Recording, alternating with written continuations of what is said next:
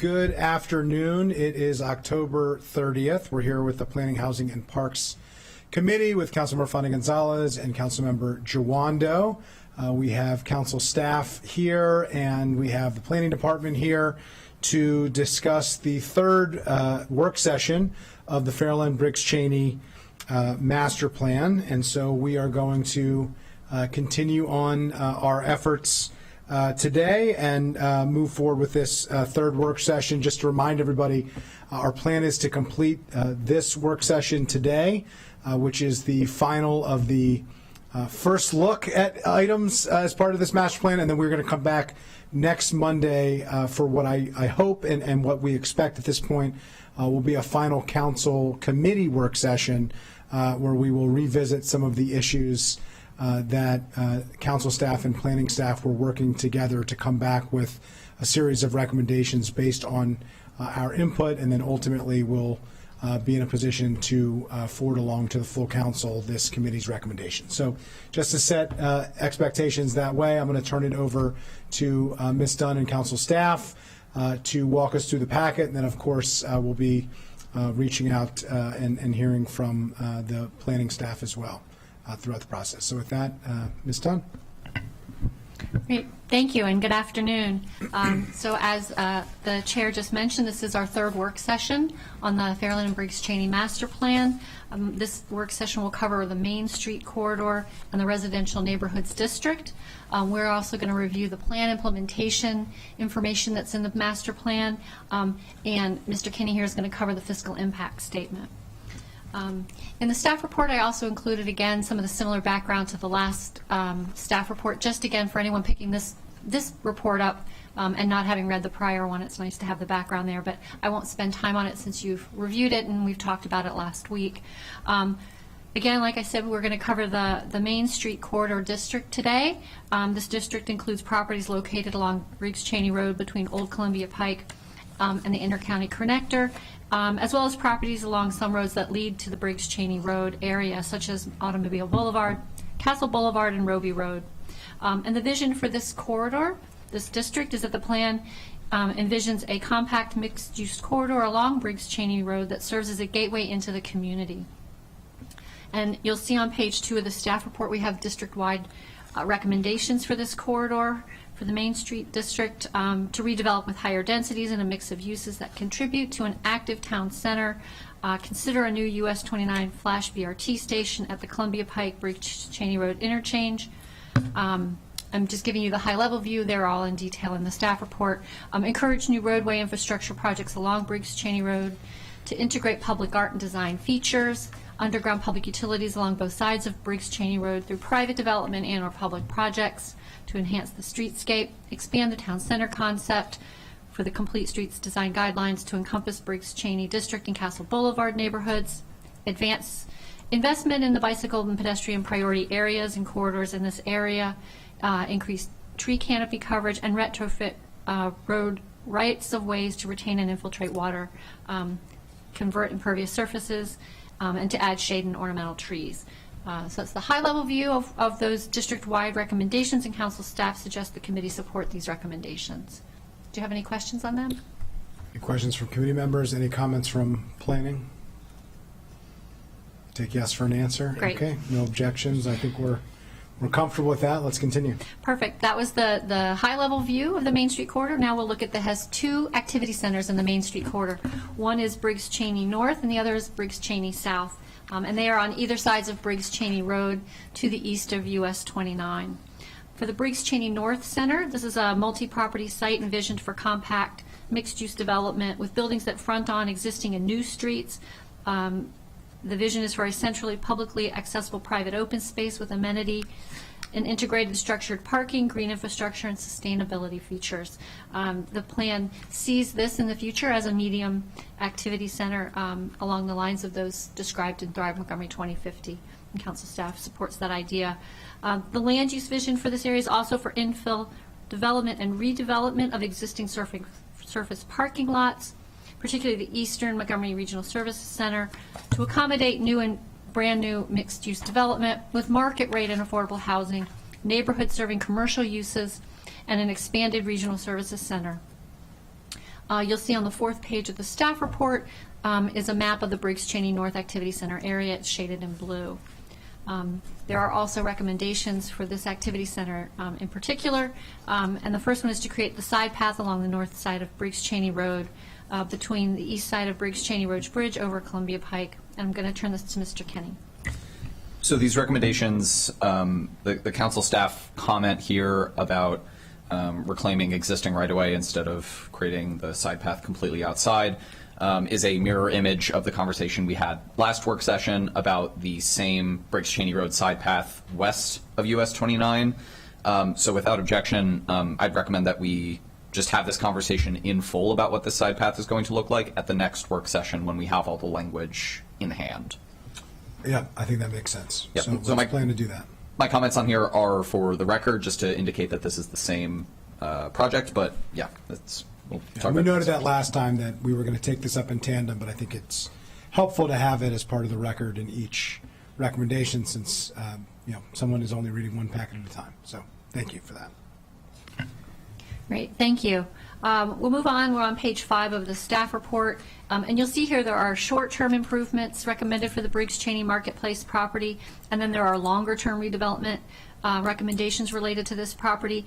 And they are about creating the vision that was mentioned earlier, which was to create mixed use with amenities, outdoor seating, shade, smaller blocks, better connections for the community. And so they're listed in more detail on this 5th page of the staff report. There's recommendation 4, which is an indication for MCPS to work in coordination with DGS to improve a hard surface trail that connects Greencastle Elementary School to Gates Head Manor Way, to improve student access to the school and to the East Community Center, Recreation Center as well. And then recommendation 5 is to support the new construction of higher density affordable housing and ground floor retail near the Briggs Cheney Road Park and Ride, again, as a primary area in the activity center. And then finally, 6 is to consider incorporating private property at the corner of Roby Road and Briggs Cheney Road in future redevelopment, if that's applicable, to again help establish consistent street frontage and design guidelines to establish sort of the center idea that they're trying to get here. And council staff suggests the committee support these recommendations. I appreciate all the recommendations, especially the MCPS recommendation. I don't know if the education chair has any comments on that, but I'll just note, all 3 of us on this committee have been consistent advocates for safe routes to school in various ways, and this is one example of that. Obviously, we need to be attacking these issues in multiple fronts, but obviously building out smarter, safer, more modern infrastructure so that families can get to school a lot easier and safer is one key part of doing that. So I appreciate its inclusion in the master plan. I think that's important that we not just talk about it through policy and through capital budget CIP projects, but also as part of our vision for what communities should look like. So thank you for that. Agreed. And we have concurrence. So let's stick let's moving. stick to that. So I have. Well, let's keep moving through the packet. Okay, so if you're following along, we're on page 6 of the staff report, which shows the proposed zoning maps for the Briggs Cheney North Activity Center. You can turn the page, you'll see the accompanying zoning table that goes with it. The council did receive testimony from the Greater Colesville Citizens Association, again related to activity centers. The suggestion from them was, yes, they recognized it as a medium center. Their suggestion was that both the north and south could be combined into one larger and just one medium center. I'll comment on that later as we go through the activity center for Briggs Cheney South. But as it stands, council staff supports the planning board's suggestion here for the north as its own medium center. And you'll recall that those medium centers are really characterized by CRT and CR zoning with densities from 1.25 to 2.5 FAR. And this is right along with what's being recommended in the plan. The centers in this, or the zoning for the properties in the Briggs Cheney North Activity Center are different than the way that was approached for the Columbia Pike corridor, which was the west side of US 29 and more residential, and we had those discussions about coming back with some of those revisions. But the zoning recommendations in this center are very much in line with redevelopment, incentivizing redevelopment with densities high enough to promote and to hopefully achieve the public benefits through the optional method of development. You did receive testimony from the county executive. You received a letter. It's part of the staff report, and with a recommendation in particular for one of the properties that's in this Briggs Cheney North area, which is the East County Regional Services Center and Recreation Center properties. And that letter recommends that the property not be rezoned to a CRT of a 2 FAR, only 0.25 of commercial with a 2 of residential and the height of 85 feet. And instead, it recommends that it retain its R30 zoning. So in the staff report, I included what that recommendation is verbatim. And then council staff's comments would be that the current R30 zoning is actually a very low density multifamily zone. It's a very old zone, and it has a maximum density of 14.5 units per acre. Now, the county properties there are quite large if you combine them, and it's about 15 acres in size. And under redevelopment, R30 could yield up to about 200 units. But it does have development standards that we think of as being outdated. It requires 50% open space. Coverage is only 18% of the property. And it only has a height of 35 feet. It would be difficult to even achieve some of those densities with an R30. The CRT zone being proposed has building standards that are much more pedestrian friendly. The open space requirement is 10%. And the way it's been recommended here, it allows for just a very modest amount of commercial development. R30 doesn't allow any non-residential.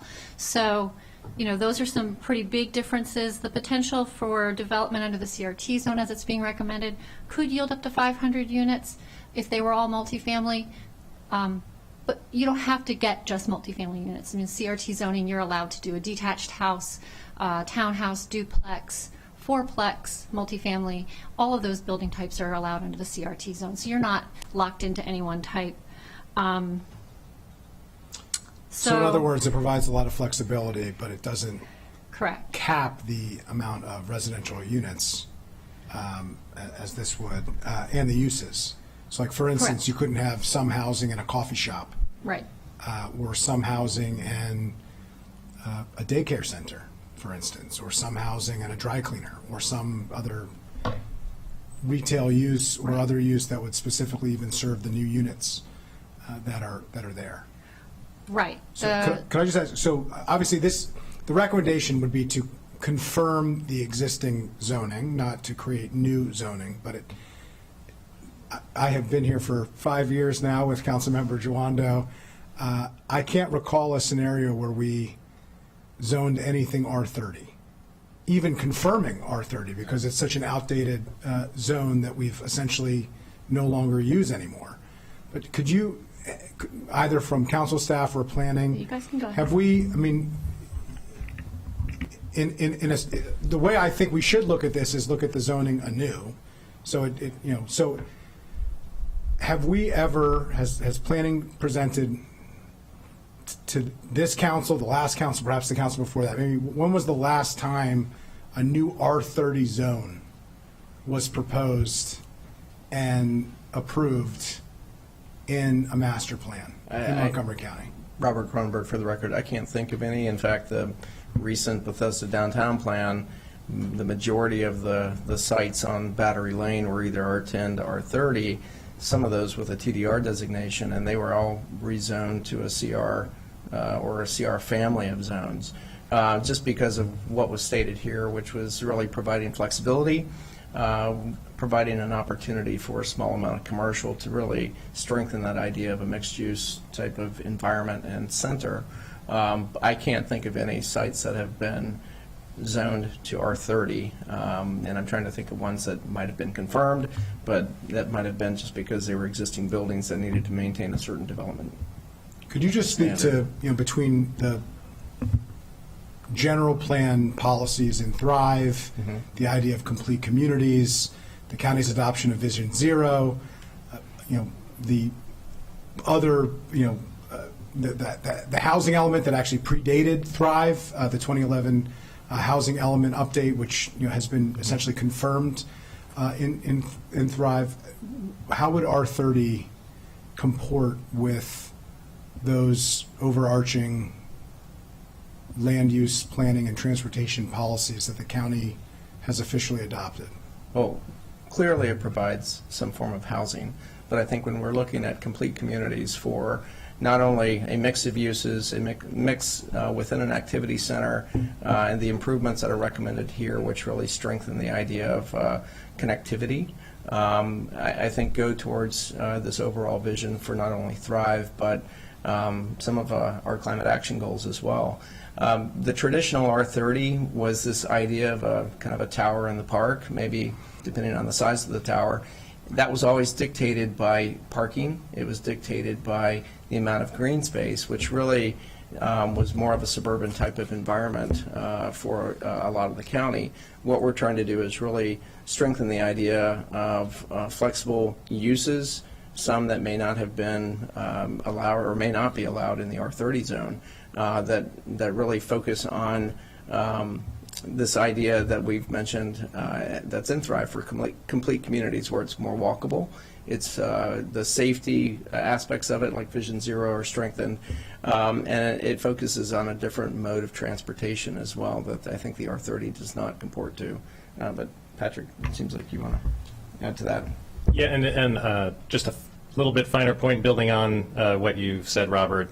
In addition, this is at a BRT station between both the rec center and the East County Regional Services Center. There's quite a bit of coordination with DGS here. This is where our highest densities, heights, compact development goes, and so we want a greater range of uses at a BRT station and more of a moving from a suburban style environment to something more compact, walkable with the amenities that you're alluding to, more walkability, bikeability, connectivity, et cetera. So, and then one other point, towards the east side, as you're heading toward Fairland Recreational Park, there is some R30 that is going to be confirmed as a transition from this area to the greater parkland. So just noting, not here at this site, but further to the north and east, there is some of those properties that we've recommended for reconfirmation. Well, that brings me to my last point, and I'm going to turn to colleagues. In the testimony, the executive asserts that this, meaning maintaining the existing R30 zoning, this would allow us to consider varied housing types in an area sorely in need of something other than more high-rise, high-density buildings.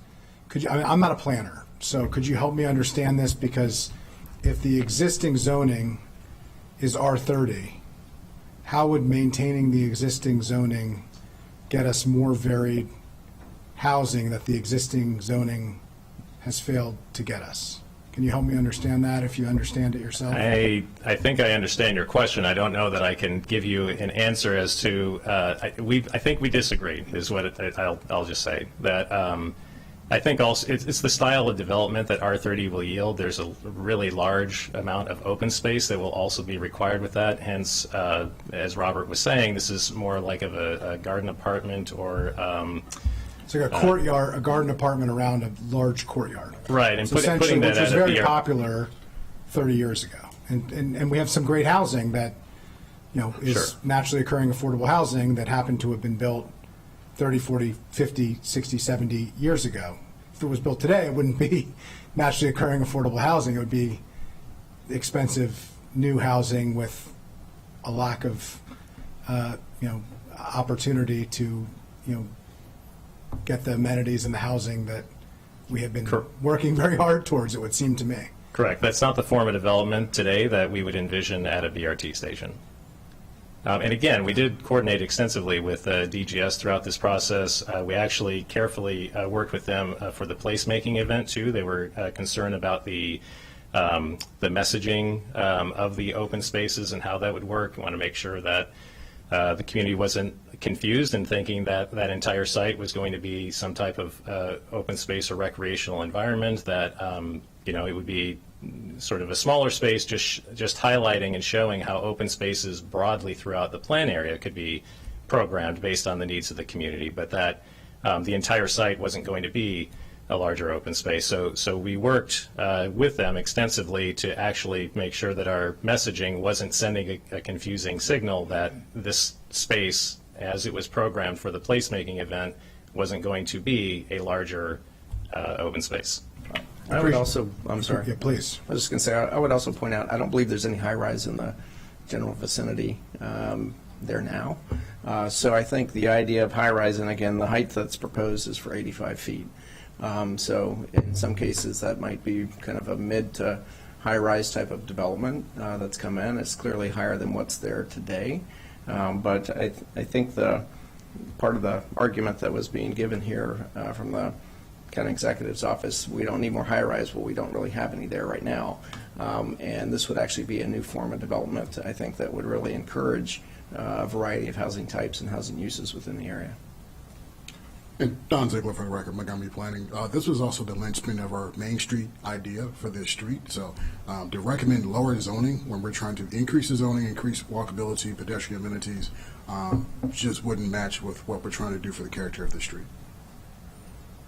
Got it. So there seems to be a slight disagreement here with the general direction that is being recommended by the county executive. Let me turn it over to Councilmember Juanda.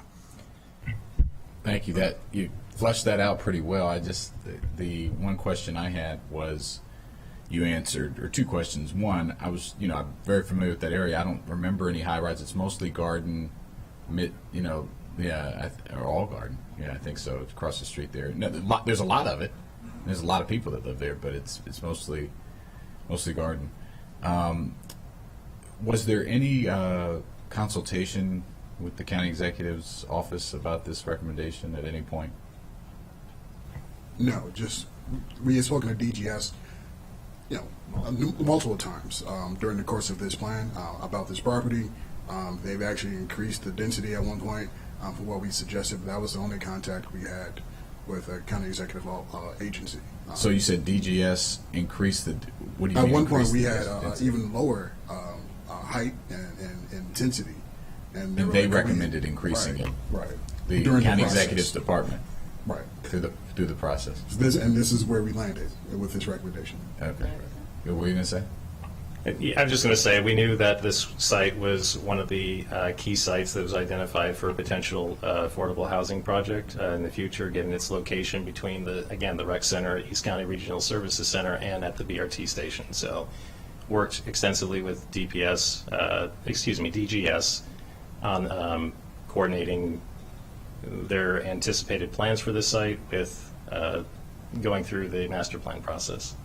Yeah, that was going to be my question, because I had heard about that effort, and I'm wondering, I don't think we have anyone from the county executive's office here, but Ms. Dunn or anyone, it was there, because on its face, it doesn't make any sense, the recommendation, right? So, because you have the flexibility in the CRT zone, but I'm wondering, I'm trying to find out, am I missing something? Is there some sort of deal, or to build something that's already, you don't know that, and we don't have the answer to that, because this memo came in, a couple days ago or last week? So this actually came in about a week ago. Yeah. We received it late on Friday before the last work session. Right, So I right. didn't get it into the packet then. So we don't have any We've had it for context. over a week. Right, but we don't have the context that I'm asking. There's nothing that, Right, based we on haven't- what the written words on the page, we don't have any other Correct. context. Correct. We have no more story to understand it. And planning hasn't had any conversations.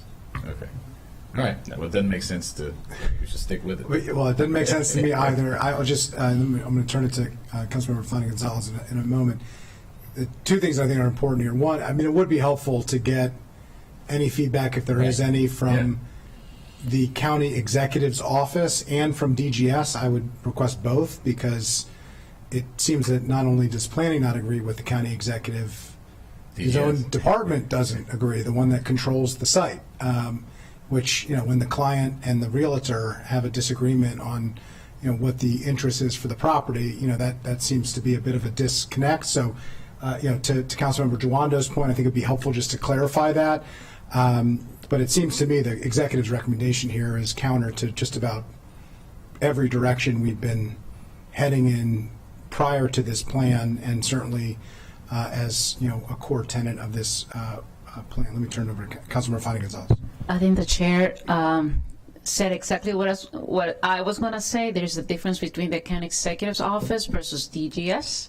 And I'm not surprised. I also had to say that this reminds me of Thrive 2050, when the county executive's office, not DGS, was saying one thing and the reality was completely different. And it's sad and it's unacceptable, I have to say. Especially coming in this late, we did not have anybody from the county executive's office testifying in the public hearing. Remember that? There was nobody on this plan. No one. To me, that was shocking, especially as somebody who has been on planning board, public hearings on master plans since 2014, not having a single representative from the county executive testifying, and then getting this letter that is completely out of reality. It's not okay. So, but that's it. Thank you. Appreciate that. So I do have a question from the district council member. Councilmember Mink asked me to ask a couple questions.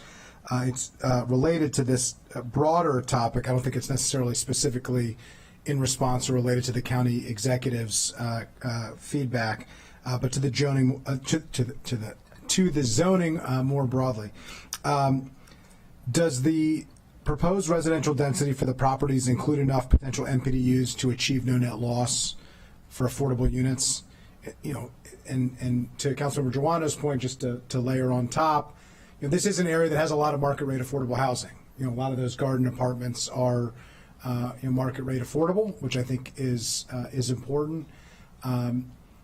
So could you just speak to the no net loss piece? I will note, in order to achieve no net loss through NPDUs, you have to go in the opposite direction of what the county executive was suggesting, and you need to maximize density, you know, in order to achieve enough NPDUs. But could you just speak to that? I can try to start. I don't know that I have that analysis on the top of my head. We could certainly go back and look at it. For those selection of properties in the Briggs-Cheney Activity Center and elsewhere in the plan, that we might be changing a zone from a multi-unit residential zone solely, R20, 30, 10, to a CR zone that would allow a CRT, CR that would allow optional method. So we could look at that as far as what the residential FARs are proposed to max out at in the recommended zone versus what the existing residential zone is now. I can say that I do remember looking at the maximum density overall, that basically all properties with existing residential units were receiving additional allowances for higher density. So we weren't downzoning anyone from today, should they choose to redevelop at some point in the future.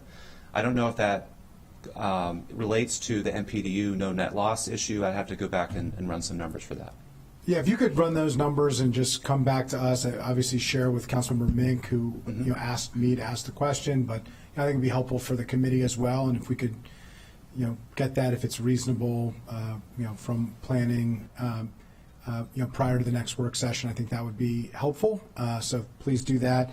And then the follow-up and related question, and this could be a planning question, but it also could be a DHCA question through some of the agreements, so we may have to follow up on this.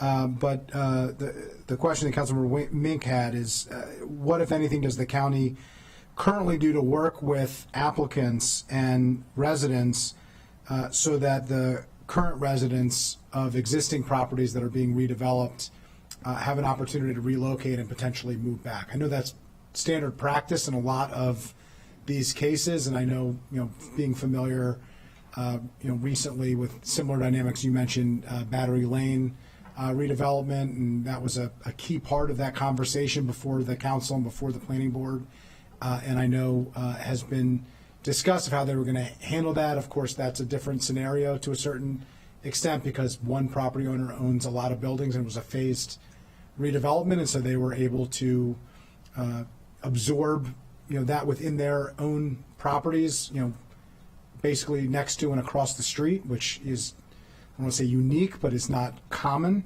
But is this a practice that that we work with developers and residents on when these applications come before the planning board? Absolutely. And in some cases, if there's language in the master plan to look at and I think Veers Mill has language in there about relocation, through development, we would definitely, that helps push us to speak with the development partners that come in. But that's always on the top of our mind. It's not just Battery Lane, but we've seen some in the Glenmont area where they've come in, and the first thing that we say is you do have a displacement of people or potential, and so we need to make sure that we're working on that. A good example would be the Alexander or the Elizabeth House or Elizabeth Square project in Silver Spring, where you had an existing building that stayed, you had new development come in, people were able to move in, and then before they started on the last phase of the development. So it's something that we always work with development groups on, and that, a good example from probably 20 years ago was all the mobile home parks we had up in the Germantown area, where we got them to work with the relocation and placement of residents back into homes that were being developed. So something that we definitely do. Appreciate that. Well, two things. One, planning has done some really impressive research on the displacement versus disinvestment. Right. And while displacement is always a concern, the greater challenge that impacts the largest number of residents is large-scale disinvestments in communities, which create concentrations of poverty. And the East County has been a victim of this dynamic in the county, where we have investment in certain parts of the county and a lack of investment in others. This plan is really trying to address that, to promote investment in an area that has been underinvested for too long, unfortunately. You mentioned Veers Mill. I was thinking about that as you were talking, and so I appreciate you raising that. And all three of us at various points worked on that plan. Councilmember Jawando and I here at this committee, and Councilmember Fanny Gonzalez as a member of the planning board.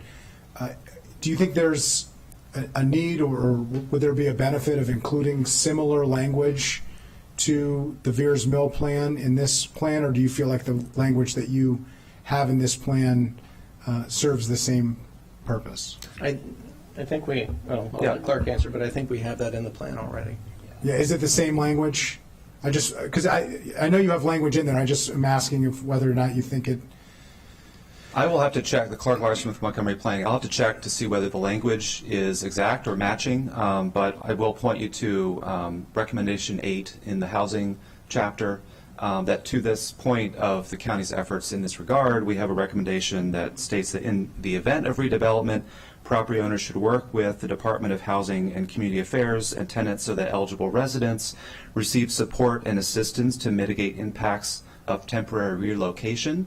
So it's not a requirement that all residents will be able to find another place in the same area, but it's getting to that approach. But we can look at what the Veers Mill language says, which I don't know off the top of my head either, and see how that matches with this language if you are interested in that. We can do that at the next work session, and I'll also say, building on what Robert's already said, we would do this in general. This language in the plan additionally helps us. It gives you a little extra discussion. oomph in your suggestion. Exactly. It makes the Exactly. suggestion a little stronger if it's a master plan Correct.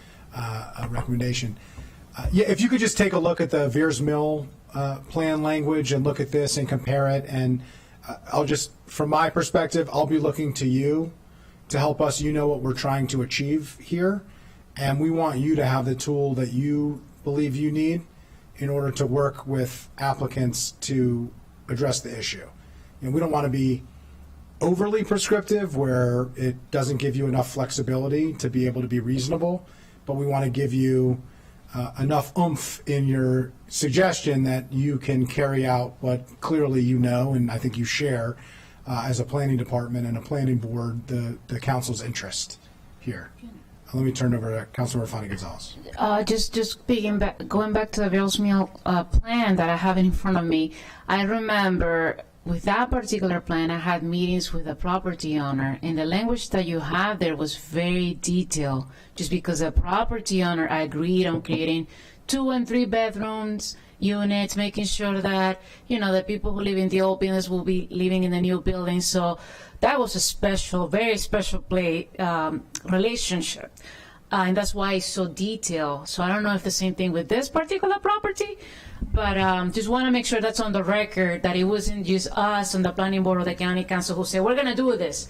No, we had a partnership there, a discussion.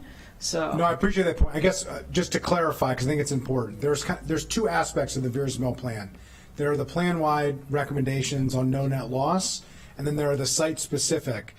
The site-specific are very specific to the particular property, some of which was a county easement, right of way, and the dynamics of how it was dedicated versus deeded, and I think actually an error on the part of the property owner at the time and that the county had long not needed that property for a roadway.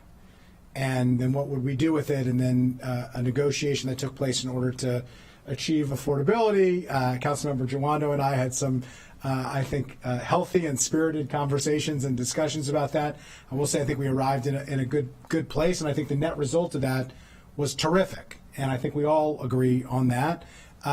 We ended up at the outcome that we all wanted, clearly. The question was, what exactly the language would be in order for us to get there. And I don't want to, say what he thought and what I thought, but I think, we were all, thinking about it in the same way. We just had different approaches on how to achieve it. My view is not on the site specific, because I do think those were specific agreements essentially that were happening, that we knew what individual property owners would agree with DHCA, and we wanted to codify that to the extent that we could.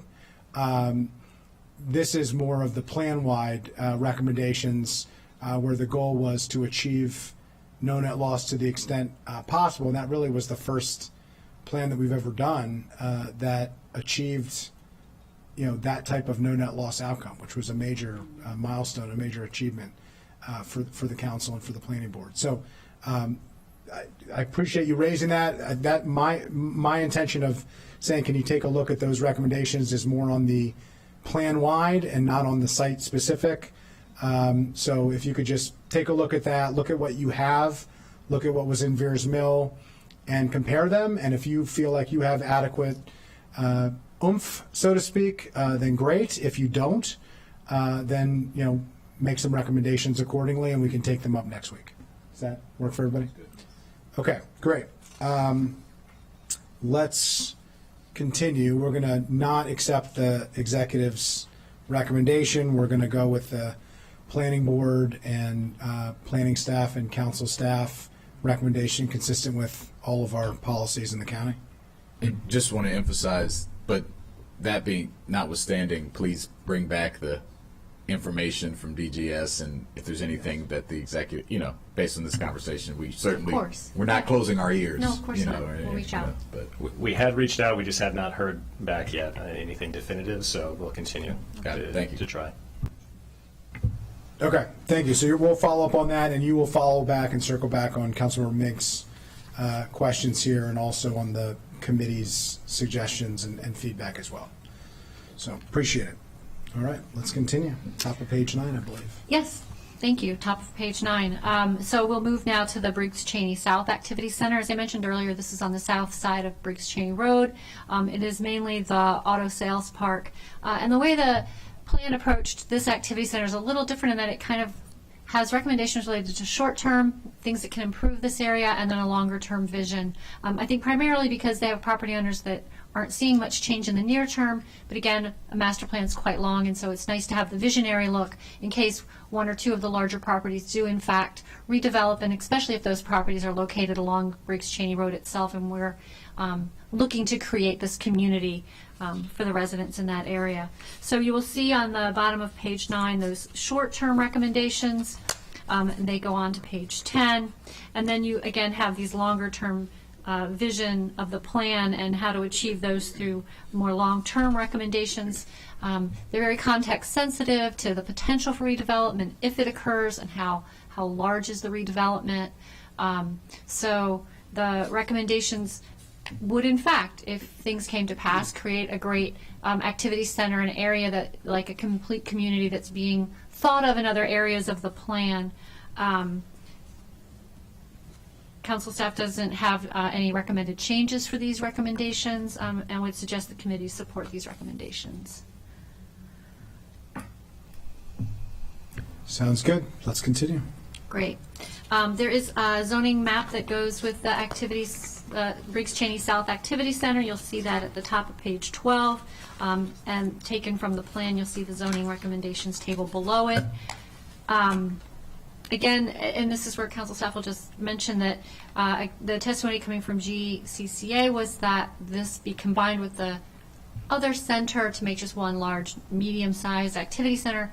Council staff's recommendation is in support of the planning board's decision to view them separately and to view them each as medium centers as a vision for the area, because they may have very different timeframes for redevelopment, and so it'd be nice to think of them separately so that they can be treated like the complete communities they want to create based on their own timeframes.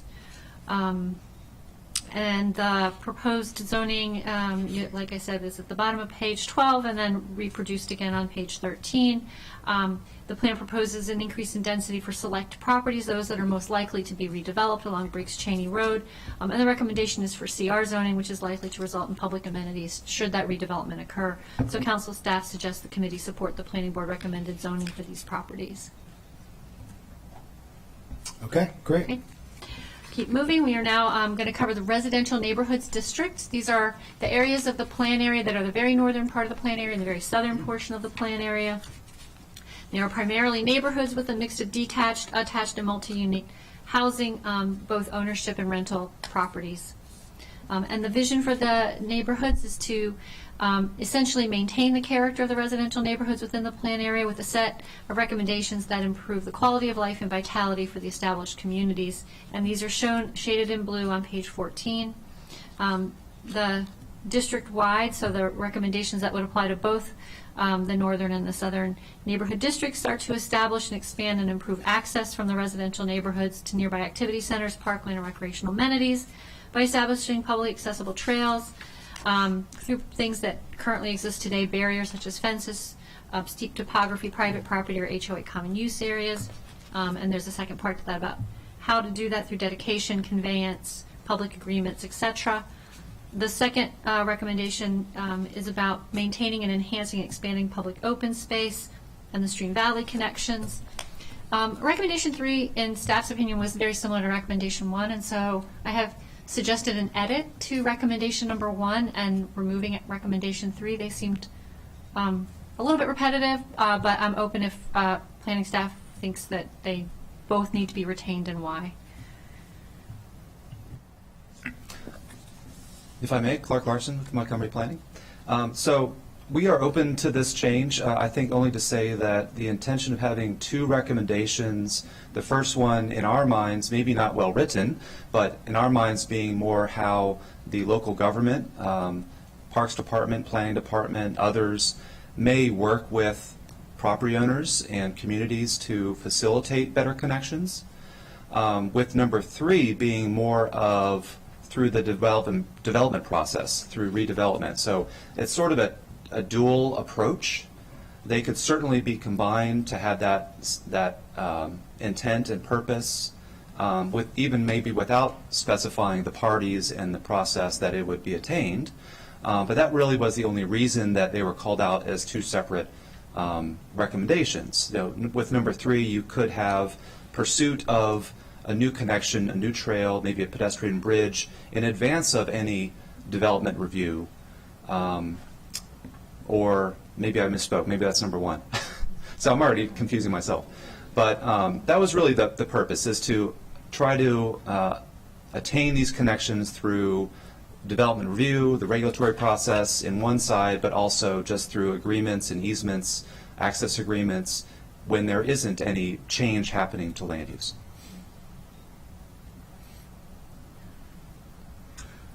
Okay, so any comments back from council staff? I mean, I get the point that you're making is basically there's 2 approaches here. One is as essentially an extraction during development review. You have master plan language that is recommending things, and you ask for them as part of dedication or otherwise, And the master plan provides the guidance for that, the backup Right. for it, yes. Right.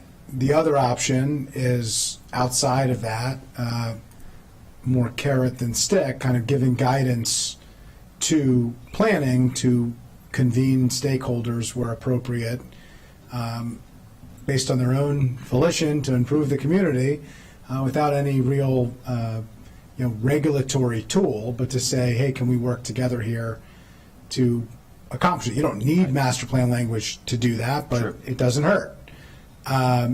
So I'm understanding what you're suggesting. Okay. Council staff? Ms. Dunn? I would still suggest the more streamlined version of just combining them into one, because I don't think in modifying one to incorporate some of the ideas that were in number 3, it is left broad enough and open enough that regardless of who the actors are, what the intent of the recommendation is to basically expand and establish and improve access in these areas. And then it lists ways in which that can happen. And so I think it is broader and it covers everything. But I have a really strong opinion if planning staff feels different. Yeah, sounds good to me. My modest suggestion would be, if there is an interest from planning, if you want to add language in, like through development review or by convening stakeholders outside of regulatory review or something to that nature, I think that'd be fine, but I tend to generally agree with council staff. Okay. All right, so if there are a couple words you'd like to add to that, you have our full license to recommend it in our final approval when we take it up next week. But generally, we agree in the direction that council staff is suggesting, and if you want to take a look at it and recommend a few words to reflect your interest, then please do so. Okay. Great, thank you. So we're still on page 15 of the staff report, and this lists multiple recommendations. That most of these are related to the potential for any redevelopment to make connections happen. Most of them are roadway connections from one drive or road to another to increase both vehicle and pedestrian access and neighborhood mobility. Council staff didn't have any objections or changes to the rest of these recommendations. Did you want to comment on any of them? No, I added a couple comments in here for context for the record, but no, I agree. Yeah. Okay, I think we're comfortable with that. Let's continue. Okay, so we will now look at the zoning. The Neighborhood North District, the zoning is on page 17 of the staff report, with zoning that follows in a table on page 18. I only chose to kind of pull out and look at select properties whose proposed change in zoning was more than just a reconfirmation of either existing or what is the built environment. And those are 20B and 21E. They're at the top of page 19. The smaller of the two is just a very small park and ride lot, and the plan is recommending the CRN zone at just the smallest amount of commercial development to allow for even the smallest of things to happen here if any redevelopment occurs. It's really to be an asset to the community if something could occur here, like a small coffee shop. Staff doesn't have any change to that or recommendations related to it. The second one is 21E, where it's CRN zoning, but for a 1.25 total. This is similar to what we discussed with the Columbia Pike corridor, and we just recommend that CRN be a CRT zone. Any comments from planning? No, Don Ziegler for the record. We agree. Okay, agree to Great. agree. No objections. We will agree to agree to agree.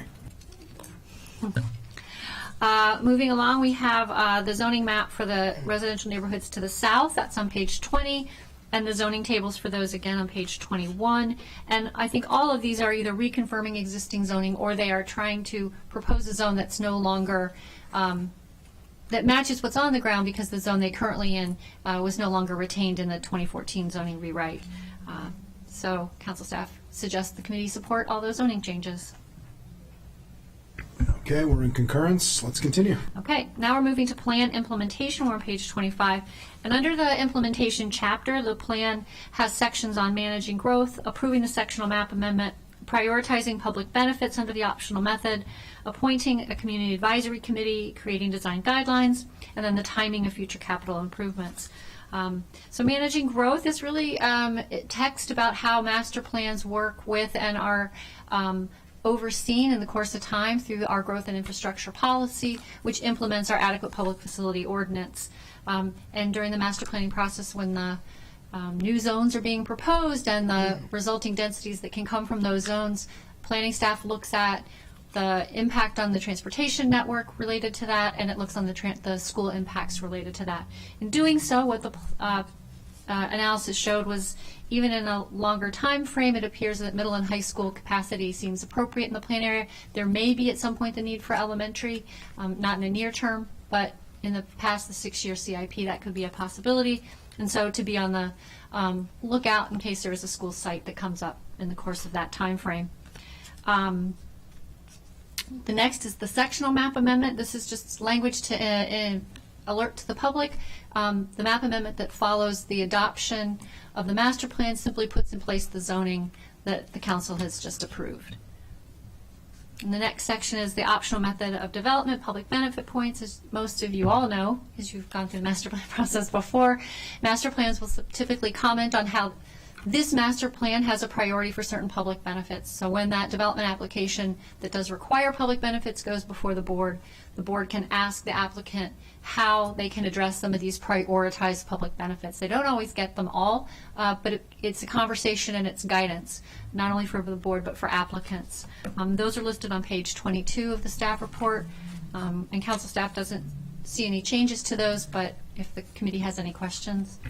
Yeah, thank you. I don't have any real questions or concerns specifically about the order or the list. Just curious if, Mr. Kronberg, you could share with us general thoughts about how this is going to coincide with the public benefits points work that planning is undertaking right now, since it's somewhat on parallel tracks, yet this is a little bit ahead of that effort. And so, perhaps you can share, kind of the thought process that planning has as we, adopt a list of public benefits points, but yet are going to take up the work program item that you have and are undertaking as we speak. Sure, and that's, as you noted, ongoing. I think the priorities being in the master plan really help guide us, and it guides the development community when they submit the applications, in really prioritizing what we feel like is needed within that area. The ones that are listed here for prioritization, we don't see as much of, I think, in a lot of the master plans, so I think having it here is critical for that focus. Dwelling unit mix, I think, in an area like this is really critical for us to focus on 2-3 bedroom kind of variety of unit sizes. And especially, we don't see too much for enhanced accessibility for seniors or disabled in a lot of our master plans. So I could keep going, and I think there's a number of items in here, a number of elements that would likely be retained in the update that we're doing. Right. And major public facilities, I'll just say, is something that we're hearing residents screaming for. Yes. In every community, particularly in this community. So I think having it here is helpful. I'll just note, as Councilmember Fani Gonzalez noted previously about the 3-bedroom commitments in Veers Mill, for instance, this is the avenue that planning is taking to address that issue. So which I think is very important. I want to highlight it because the idea of having a mix is not only the types of structures of buildings, but it's also the unit mix, the number of bedrooms. Does it support a worker who is a single person? Does it support a young couple? Does it support a family? And we don't have enough housing, particularly affordable housing, that supports families, for instance. And so, to have that as a public benefit would allow, a tool in the toolkit to be able to address that, which I think is important. So I just wanted to have a chance to talk about that. I will note, I'm very excited about the public benefits work. I have been talking about it for a while. Have made some comments and suggestions. We've had some constructive and productive meetings about that. There are a number of public benefits that are on the books that I think most people would not consider to be a public benefit anymore, or would question whether or not the ranking of those public benefits are reflective of a modern understanding of what the public actually wants and needs today versus what it wanted and needed 20, 30 years ago. And so I think that work is really important. And here as well, I'll just note the focus on older residents and people with disabilities. We need to be doing more of that, universal design and otherwise. And so I appreciate that that's in here, and I hope that and look forward to us being able to figure out more ways that we can think through accessibility of our housing units as we get more and more of an aging population with greater needs. We want people to age in place, age in community. We need to make sure that they have places to live. Right. So I appreciate that. And I think as we've noted throughout that initiative, a lot of the public benefits that are being used are ones that would be done anyway. And so I think when you look at the list here, these are ones I think that would supplement or, the developments that we see coming in. So I think for us, that's a big plus in getting that in the master plan to focus on. Yeah, it's a really important point. A public benefit 20 years ago of an additional thing to do, sometimes can be, part of the regular course of doing business. And so we need to be continuously updating those standards like we do with most other things. Building standards get updated. What was an add-on in the building code and building standards is now an accepted practice that everybody essentially is going to do. And so, the question is, what are we giving additional bonus points for, essentially. Let me turn it over to Councilmember Jawanda. Yeah, just wanted to say thank you because, you remember, I don't know, it was last year or 2 years ago, we had a robust discussion about this in the context of the plan, and there were some in our development community who, look, if I can get something tacked on for free, that I'm already doing and get credit for it, I understand why people would want to, but it's our job to actually make sure there's an additional public benefit and not something you're already going to do.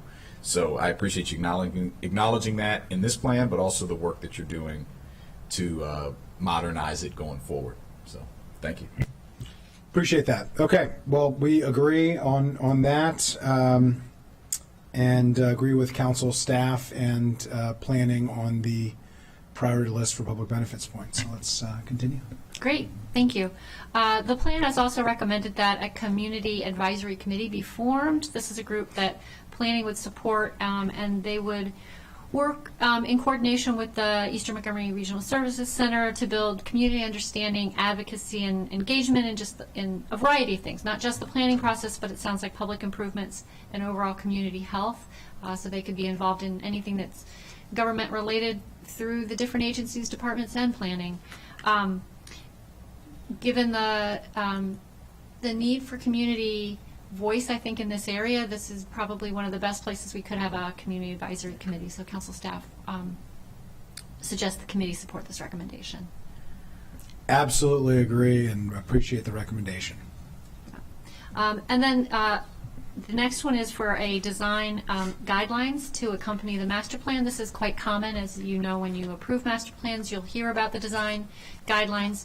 They typically follow the master plan because they'll implement what's been approved by the council, but they are a document that resides with the planning board. The planning board approves them and oversees their implementation through development applications.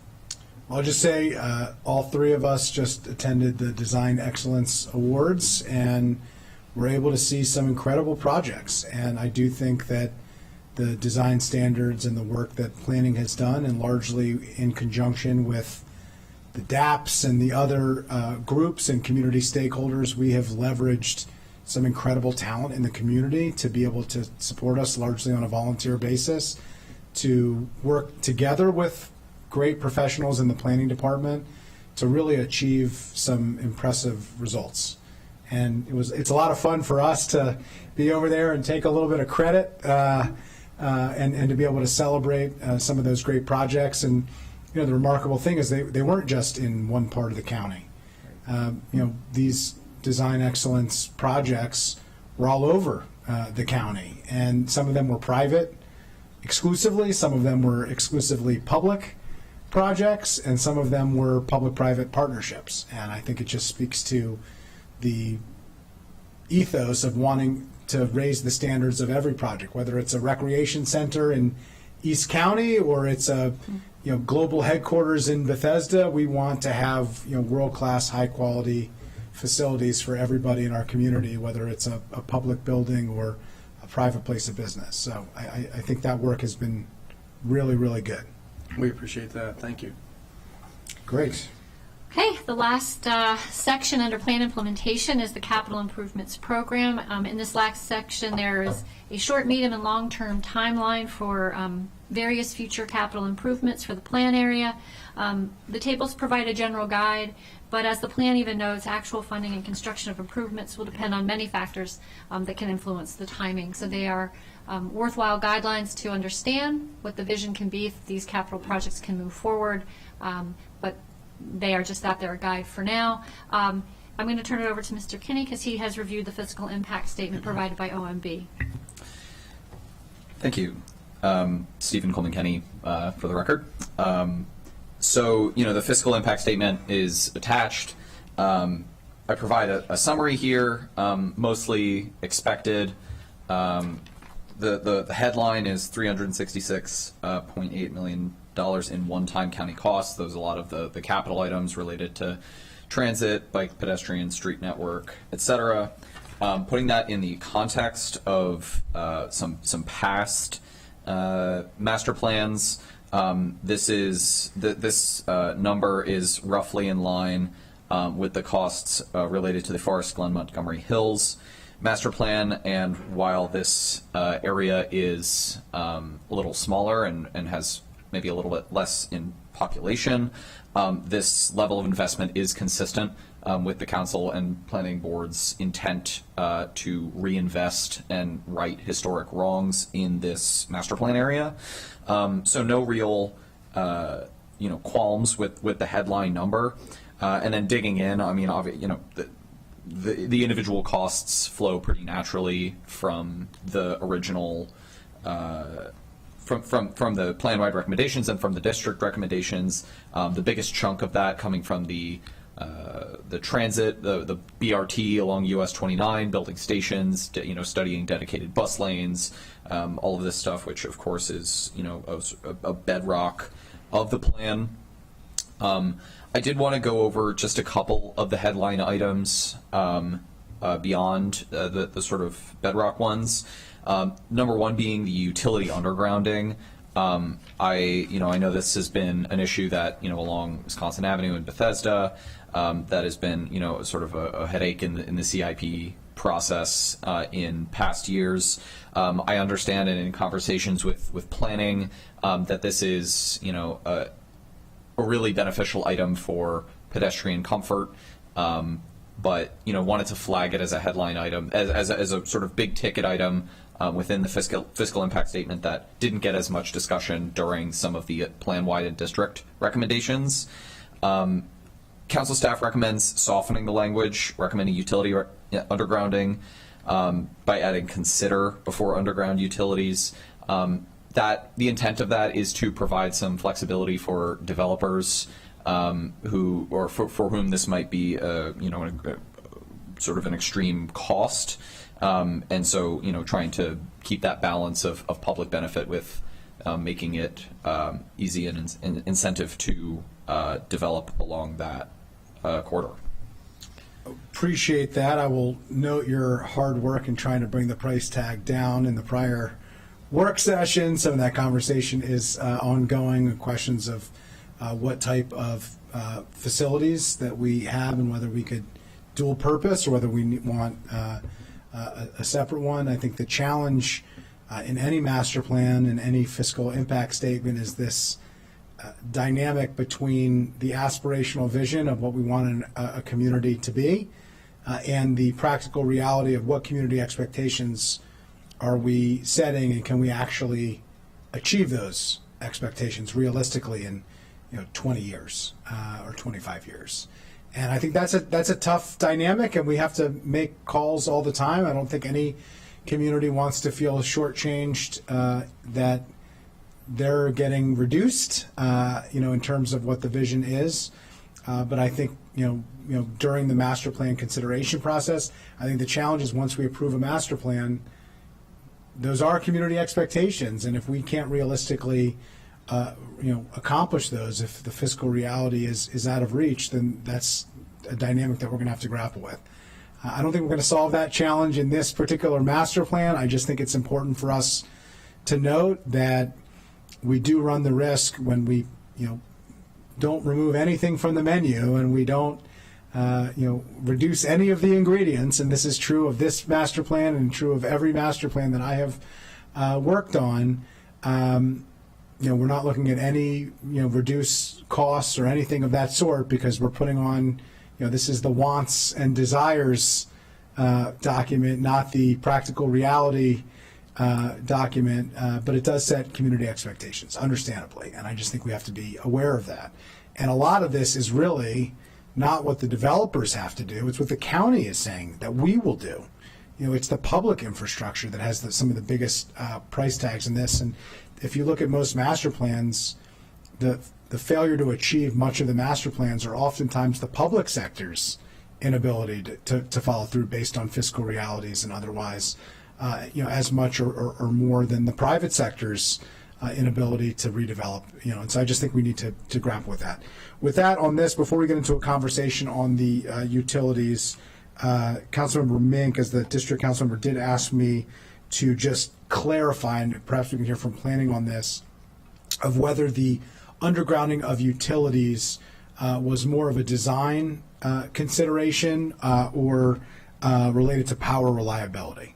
So is this a practical power reliability question, or is this a design dynamic that, for pedestrian comfort, for instance, as was noted by council staff, or otherwise? I mean, most people desire to live in a community that doesn't have power lines, in front of them. Yeah, Don Ziegler for the record. This was more of a design and safety recommendation. When we did our pedestrian audit 2 years ago, Just to be clear, safety meaning pedestrian safety. Because there are other safety considerations when it comes to power lines, but I just want to make sure that we're being clear about that. Yes. Okay. Both. When we did our pedestrian audit 2 years ago, we noticed that the north side of Briggs Cheney Road was uncomfortable. The poles were up against the street. There was no chance to feel comfortable along that road, as the sidewalk was right up against the street. There was vegetation sticking out. We had disability advocates that had to actually get into the street itself just to make it down the street. The south side of Briggs Cheney Road, the poles were not on the street. There was a pedestrian pathway on the south side of that street that was much more comfortable and much more safer. It felt safer, and just from the design perspective, would match up with what we're trying to do and trying to make Briggs Cheney Road a main street for this section. Appreciate it. So it's a design. I mean, this is a design-focused and pedestrian level of comfort and pedestrian safety focused recommendation. Yeah, well, yes. So for the record, Patrick Butler, I'll round this out a little bit. So one, yes, ped safety based on where utility poles, when they're above ground, is located. But there is also the resilience factor that typically underground utilities do not experience the same power outages and events when they're as the above ground counterparts do. When trees fall, when wind knocks poles over, utility poles over, etc. There are greater disruptions for above ground utilities versus underground utilities. So for one, there is an environmental resiliency component to this. Two, there's safety not just in the pedestrian environment, but also in buildings that may be erected that then are close to these utilities as they're overhead. There are safety standards, of course, that have to be met. But if there's a fire service that needs to apparatus that needs to set up and then extend a ladder to some level within a building, there are safety concerns and there are some constraints that end up inevitably creating conflict when a building is erected and there's still above ground utilities in that place. So a safety standpoint from that standpoint, in addition to the pedestrian environment. And yes, I would say lastly, there is an aesthetic. It's much nicer, more beautiful built environment when the utilities are underground, but that would be, in my book, subsequent to all those other items that I just listed. Okay, well, I think Councilmember Mink may follow up vis-a-vis relationship of reliability and the PSC and other dynamics, but I'll allow her to speak to that. Her staff is in the back nodding his head, so I have done my collegial responsibility here, and we've raised the questions, which I think were important questions to raise. My question here, my follow-up, because utilities are a huge challenge everywhere, right? In any redevelopment, it is a massively expensive cost. In the recommendations here, I just want to make clear, if we're talking about, are these just the public properties and the cost to the public properties, or is this the total costs for these areas? Because some of these are private development and some of these are public sites. So I just want to make sure we're understanding what we're talking about here, because we refer to them as county costs.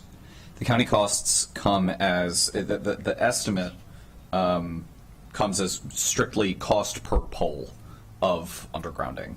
And But it's for the whole plan area, including the private development sites? It is for all, so the three corridors listed here. Utility undergrounding along Old Columbia Pike, Tech Road, and Briggs Cheney Road. It selects these three corridors in particular for utility undergrounding, assuming that those would be county costs, either, I'm actually not sure, MCDOT or I don't know. Yeah, I just want to hear, for utility. plan, is it, because I had traditionally thought that redevelopment bears the cost. Private redevelopment would ordinarily bear the cost of undergrounding of utilities for the frontage of their property. And this is the rub, where it becomes cost prohibitive, particularly in an area that has been desperately underinvested over decades, some of it which has been caused by county policies, some of which are things outside of the county's control. I just want to get to the bottom of that. Is the assumption that Montgomery County government is going to cover these costs, or is it that private development as part of development review would bear these costs? Yeah, that again, Patrick Butler, that's precisely it. So through private development, if there are any private properties and there's a private development, that cost would be borne by the applicant. And presumably any public project, unless it's exclusively a public use, like a library or a rec center or a school, Correct. would be a public site, but it would be, the county getting a private developer to build housing or some type of development, as was the site that we were talking about earlier. And in that case, that private developer would be bearing that cost as part of the development agreement.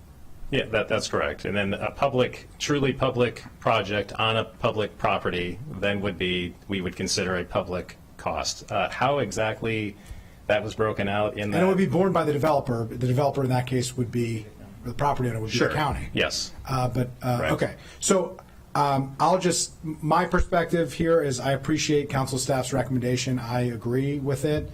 I obviously, in an ideal world, we would like to see undergrounding of utilities.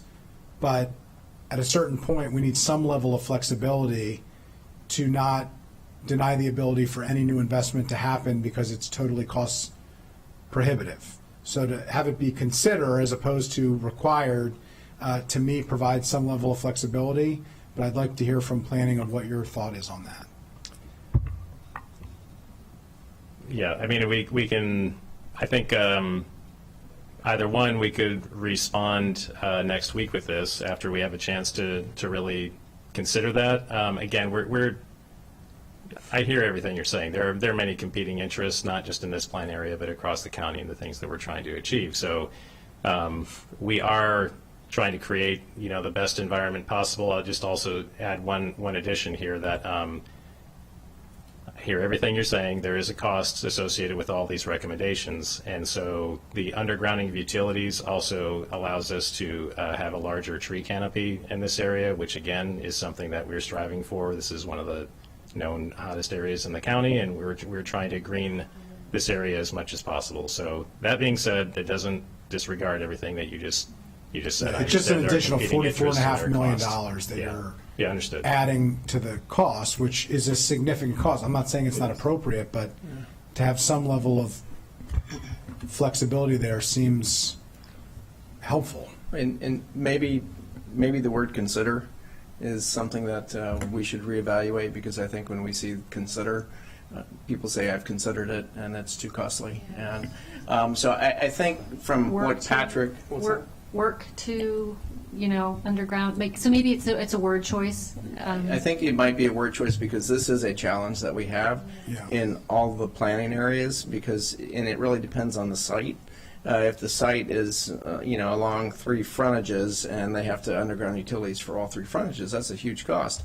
Also, it depends on what's on those power lines as to how far they might have to extend beyond the property itself. So maybe the word consider is something that we could think about, if that'd be okay for us. Yeah, please. I'm going to turn to colleagues first. I, speaking for myself, would like to see another word. If there's a better word, that's fine. But I think council staff's point here is important. Yeah. And I think you raise a really important point there, too. The 2 issues that I'll raise, one is the multiple sides. Not all those sides are probably created equally. One might be critically important for pedestrian safety and for, the user experience. It could be a signature, corner, and the other could be backing up to something that's much less important. And so there could be a cost benefit dynamic to that, and having some flexibility to say, these two, this intersection is critical for undergrounding. It could also be that part of the frontage is along an area that's not going to be redeveloped anytime soon, if ever. And if that already has utility poles, to pay millions of dollars to underground, utility poles, for just one frontage section, but not for the rest, really does not, create the pedestrian level of comfort and safety dynamics that you would want. And it could be a very prohibitively expensive ask. So I'd like to address that. But in a way that you think allows you to accomplish the goals that you're looking for. And I was just talking to Ms. Dunn. I think evaluate the feasibility of undergrounding these utilities might be a better way to approach it, just because what we need good information from the development community to say I can do it, or this is going to be the cost. And so maybe along those lines we can have that discussion internally and bring that back to you about what's the best choice of words for it. Sounds good. Well, I'm comfortable with that. The language you just suggested would work for me, but I'll yield to you all to work through that before we confirm it. But that's just me speaking. Let me turn to colleagues, to get their feedback as well. Councilmember Jawanda. Yeah, I was like, let's not button that up yet. I know we've been going 20 minutes or so on it, but I think the way you presented it is you need to leave it that way. We're talking about a disinvested, underinvested community. I would want to see an analysis. If you're going to walk the language back, I want to see where we've walked it back in other plans that I've taken up and that have been taken up before. You were bending over backwards here to try to accommodate, which I know, but what I heard from the last 20 minutes or so is that you think the recommendation should stay for these stated reasons. And, there's tree canopy, obviously aesthetic being the last, safety, go down the list. And I can't go along with a community that's been disinvested in and saying, well, it's going to cost too much to make it the way we want to make it, which is safer and nicer. And so we don't want to put it in there. And again, I don't think anyone wants that. But as you said, if you say something like consider or see how much it costs and then come back to us, again, there's my understanding of the process. You can correct me if I'm wrong. If someone comes with a plan to redevelop, which we all want, and there are some things in the requirements that they say, hey, well, this is what it's going to cost, and this is a difficult site. There are ways in the current process to deal with that, and and maybe I'll allow you to speak to that. But we could deal with that on a case by case. But I don't think we want to put language in that makes it seem that we don't expect this to happen. So maybe you could speak to the current process if we leave the language as is there a way to deal with, like, if there's something, obviously these are estimates, and I appreciate council staff's work to we want this stuff to happen, but in the current process, is there a way to deal with that? So when we go through when an application is submitted, we will ask for an evaluation of the undergrounding of the utilities to find out what that cost is going to be, what the impacts to that development's going to be, whether it's from an accessibility standpoint, visually, from a pedestrian safety. So we do ask for that in the applications. I don't think we have too many master plans that really call out this, you need to underground the utilities, other than maybe in some of the downtown sites. Because in those sites, there's an expectation that utilities in the urban areas are going to be undergrounded Underground already. for a variety of reasons, and pedestrian safety for installing the streetscape the way that it's been designed, in more of a confined area. I think those areas, there is a call out for utilities in most cases, but in areas like Fairlawn and even maybe some of the other outskirts, there may not be. I was just telling Ms. Dunn that I think maybe White Flint 2 might have that in there, but I'm not sure. We can look at that and evaluate it. But I think to your question, at what point, what's the balancing act, I think, when we look at utilities versus some of the other priorities in the master plan. And I think sometimes that's difficult. And sometimes it's the planning board that will have to, when we put all this in front of them, here's what our expertise tells us to recommend to you. Here's our best professional judgment. The master plan definitely is that guiding document that says here's the priority that we have. Right, but under that process, if the priority is underground utilities along both sides of Briggs Cheney, like what you currently have, Right. that could still be considered by Yes. the planning board of once you come back with. I'm sorry. Unless it's required. I mean, I guess that's where we're trying to figure out where this one lands, the language. Because if it's required and it perpetuates disincentives in this area to develop because it's too expensive, right? So it's trying to find that fine line, like. Yeah, well, there's a reason, but there's a lot of thought that went into getting to this point before today. Right. Like, I get that, but that was, I know the folks at planning you guys are very, you people, not guys, I use guys colloquially, I'm sorry. You folks are very smart and you consider things carefully, and I've listened to this conversation for the last 20 minutes or so. If it's so cost prohibitive, why was it brought to us? It was brought to us because it's the right thing to do in an underinvested, disinvested area. Right. And so, if we can't say, well, it's the right thing to do for all these reasons, but might not happen, so let's do something that's not great to get some redevelopment. Again, I'm happy to hear back whatever you go back and come back and present something with us, but to me, it seems like this should happen for the reasons that have been stated in the work that's been done prior to this point, and that there has to be ways to get it done in a way that will, this is a big area that we're making a Main Street area. There's a lot to redevelop. There's a lot of opportunity there. Some of it will be public, some of it will be private, depending on what's going on. Last thing I'll say on this is that this utilities piece is something we hear a lot about from the community of when development's coming, like what's going to happen with the utilities. I don't want to play into that. Let's just say this is what should happen. So that would be my view. I'm, again, always open to hear new information. But one of the things I would like as part of the comeback is what are we doing White Flint 2? What are we doing in other things as far as an equity perspective? We can do that. Thank you. Yeah, I think coming back with what's in other plans, I think would be helpful. I can speak to, in Bethesda, there are a lot of utility poles, and a lot of those utility poles are not being removed in certain sites based on certain projects, unless they're very large projects. So for the smaller projects, some of the utility poles stay because it's cost prohibitive. What I am concerned about is twofold. One, creating a higher burden to get the type of investment that we desperately want and looking for perfection and not progress. And I'm concerned about that.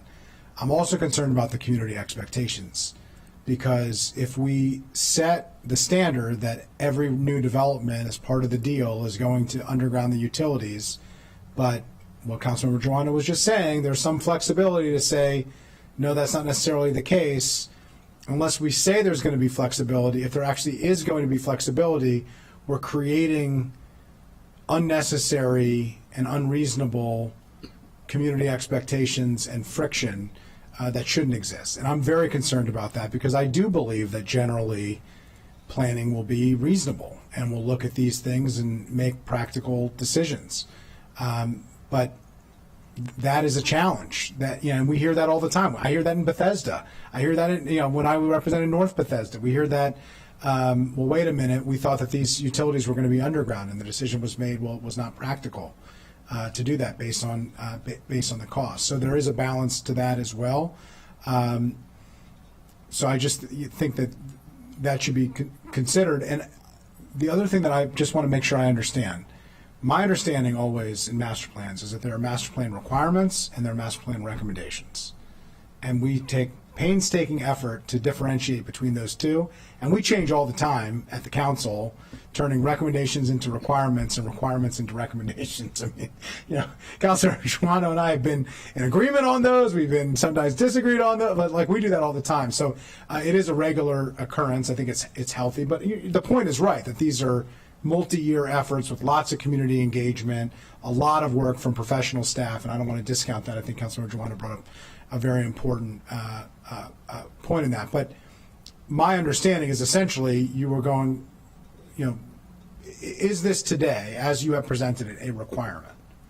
Undergrounding of utilities, the way that you presented it. It's not listed exactly that way, but that's how I interpreted it, based on the council staff analysis. Correct. We will make it a requirement. A requirement. So you could not build a redevelopment without this, essentially. Along the two recommendations that they made on Briggs Cheney Road and the intersection of Old Columbia Pike and Tech Road. Right. Okay. So I just, to the point, I just wanted to make sure that we're on the same page. There isn't the level of flexibility on this unless the language is adjusted within reason, as council staff is recommending, to look at it based on feasibility. It's a requirement. If you want to redevelop, this is part of the cost of redevelopment, period, full stop. For these two sites, correct. Yeah, okay.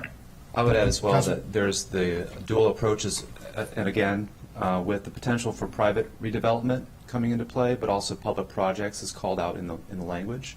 So it seems to me that with the fiscal impact, assigning a multi-million-dollar cost to this, that the preparers of the fiscal impact thought that the entire length of these roadways would be a public project, or at least costing it out as if it were a county cost to underground the entire lengths of these roads. Whereas the recommendation in the plan really is saying, well, you could attain this along these corridors with a mix of approaches, as well as we would like these targeted intersections on Briggs Cheney Road and Tech and Old Columbia Pike to be the highest priority for undergrounding. That's where we want the biggest shade trees and the best aesthetic improvement, more reliability for electrical generation as well. So really the double approach was the intent, but that it wouldn't necessarily be entirely on the burden of private redevelopment or entirely at the cost of the county. So we just don't know exactly how that would But we take don't need a place. master plan recommendation for county government to put in a CIP. We don't need it. It helps, Amendment but to- it's not I mean, required. That could happen years ago, could happen a I year would from love now. for it to happen. But that's So a would I. I big mean, I think first all step. of us would. I just want to point out that it's not an unreasonable point, but it's also not directly tied to whether or not it's in the master plan or what the language in the master plan is. If the county wants to foot the bill to do this and, to invest in this area, as I think the county should continue to do, the county can do that. And I think there would be widespread support for it. Councilmember Fanny Gonzalez. Very quickly, and Robert mentioned this. I've been to way too many planning board sessions on site plans and seeing planning board members arguing one another because we don't agree on this underground the wires, and the developer will come in like really,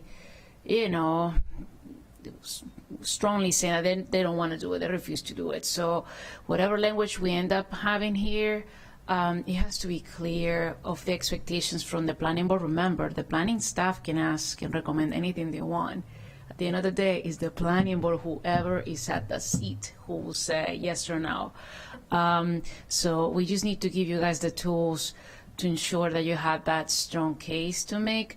And for me, this is more than just aesthetics or how beautiful it will look. For me, looking at the extreme weather that we're getting in this county, I mean, just in the summer, in my district, in Aspen Hill, I mean, people were out of power for days because the wires were knocked down by the rain. It's happening more often. So this is a solution. That's number one on the list of why we must do this. And I understand that it's, it's really depending on the location within the master plan. So I look forward to your final recommendation next week on this. But I'm one of those who says it has to be clear. And when I was on the planning board, I always fought on the side of underground. Oh, I can't say that word. Say it again. There you go. For me, okay. All those lines. I understand the expense, but it's a need based on the reality that we're facing as a planet. So I appreciate that. I would just say if it's a reliability standard, then it should be a public investment. So just to be very clear on that, I think it's a reasonable point. But if we're saying that above ground utility poles are a major reliability concern, then we should be spending billions and billions and billions of dollars at the federal, state, and local level to underground utilities. I mean, I just that's a choice that we should be making. The other considerations as part of redevelopment, I think, is a reasonable question, although it has to be within reason, because again, we don't want to let perfection get in the way of progress. And this is an area that has been dramatically underinvested for a long time, and I'm concerned that if we make it harder to invest as opposed to easier to invest, that may undermine the important efforts that are being undertaken as part of this plan. All right, so it sounds like there is broad agreement, but not universal agreement here, that we'd like to see undergrounding of utilities. There's a question of what the language would be.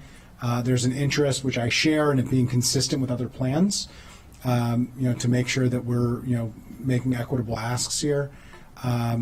So we'll come back next week with language and to give planning some room here, reflecting Councilmember Joanda's reasonable point of you trying to be good partners and collaborative, but also you have your own professional opinions that we should take seriously as part of our consideration.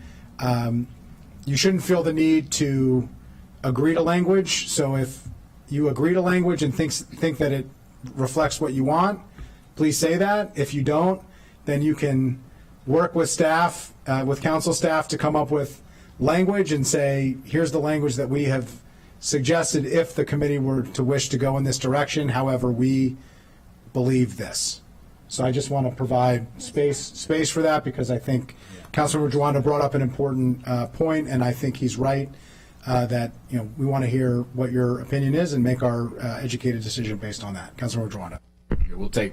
We get talked about all the time, so you should say what you think, and then I appreciate you saying that. And I just want to be clear, if you've seen, the equity, equality, equity, justice, I'm channeling Craig Rice here, who used to sit over there. There's a person in it. If you're dealing with a disinvested area, there's a person that's standing on a shorter, can't see over the fence, right? And then equity is you give them some boxes so that they can then see on the fence. Justice is the fence is see-through. And you can be your own height and actually still, see through it. And in this instance, I'm not looking for consistency across the plans, because consistency will not produce equity in this case necessarily. But I do think it's important to look at what we've done. As we've done in other parts of this plan, I think it is appropriate to have an unprecedented requirement to underground utilities. I've walked that Tech Road area. It's the hottest, most unsafe. From those big apartments that are over there, people get hit all the time. There's kids running across the 29, which is 6 lanes or whatever it is. So I think I appreciate you pointing out where this was, these two areas. And then Briggs Cheney is obviously in a similar situation. So I just want you to know, from my perspective, I'd like to know what we've done, but for me, I think this is an area where something that has not been done in other places would be required, as the recommendation does. Thank you.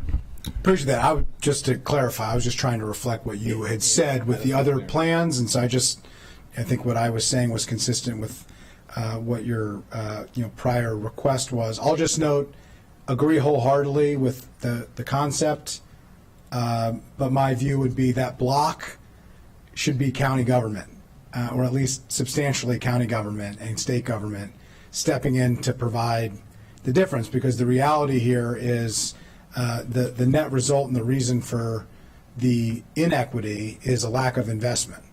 And so if we make that investment harder, not easier, you're going to exacerbate the issue, not mitigate it.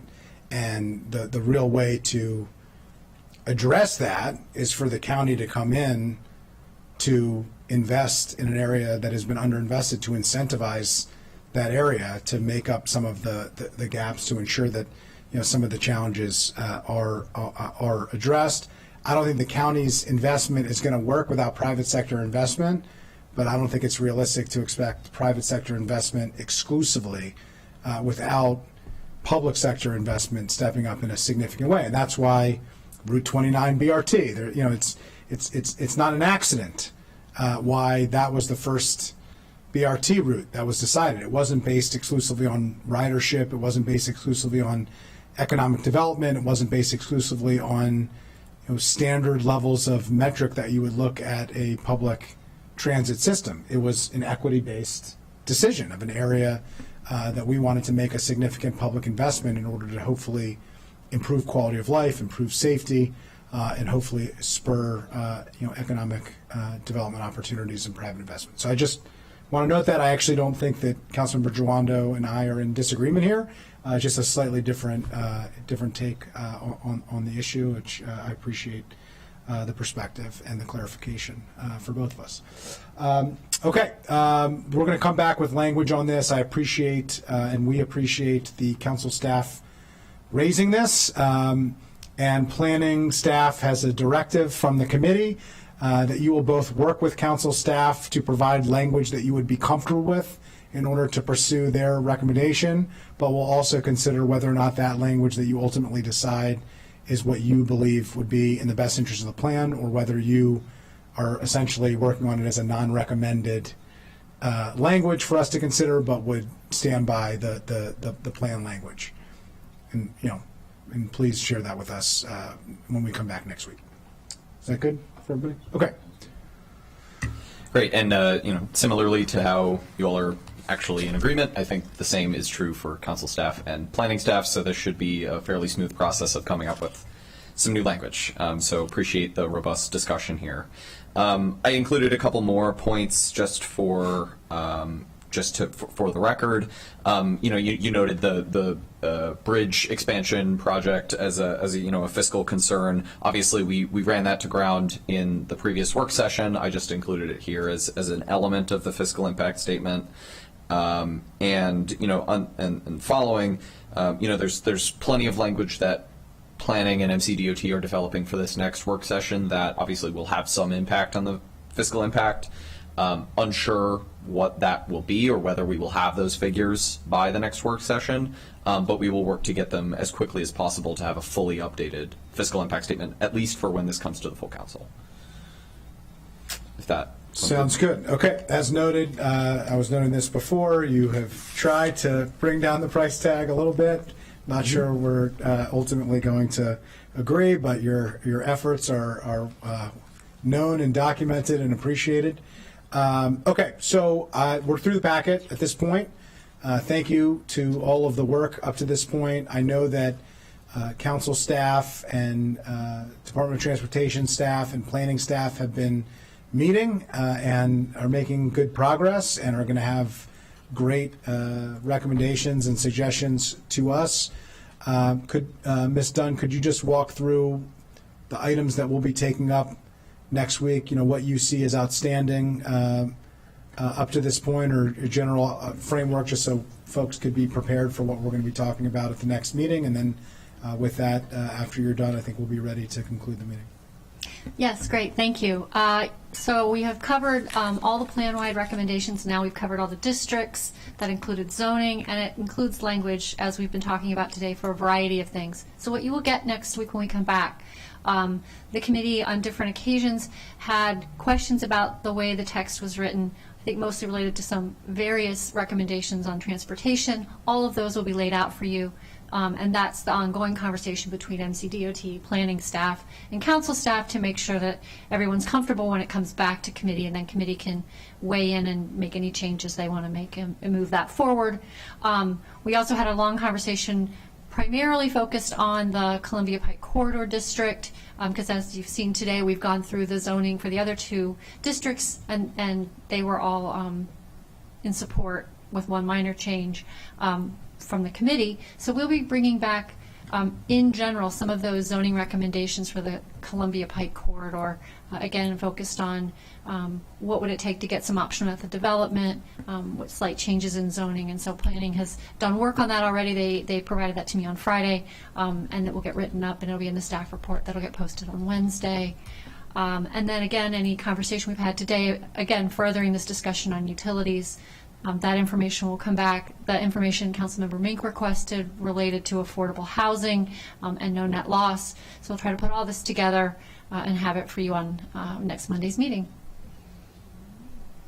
Great. All right. Well, we have a number of items to take up at the next meeting, so we'll save some time now so that you all can get to work and prepare for that. But with that, we are adjourned.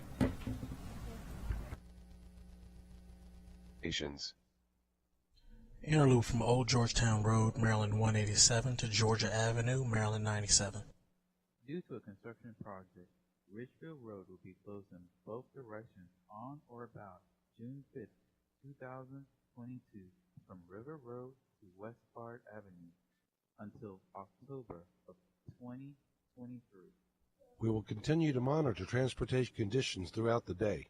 When those conditions change, this station is updated with up-to-date transportation information to aid you in your daily commute. Travel is slow on I-270 in the following locations. On northbound I-270 from Clarksburg Road, Maryland 121 to the truck skills. Travel is slow on I-495 in the following locations. Interlude from Old Georgetown